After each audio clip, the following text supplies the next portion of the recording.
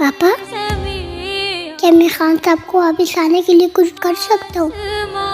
نہیں بیٹا، قبضے میں ہے دو جہاں،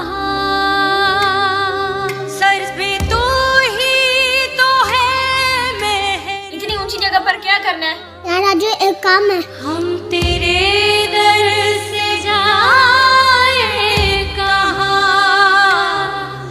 ऐसे हमारी आवाज जल्दी अल्लाह को पहुँचेगी.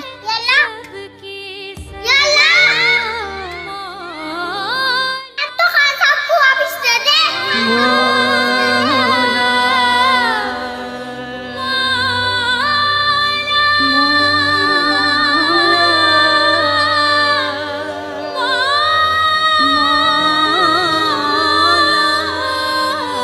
یا اللہ اب تو خان صاحب کو رہائی دلوا دے.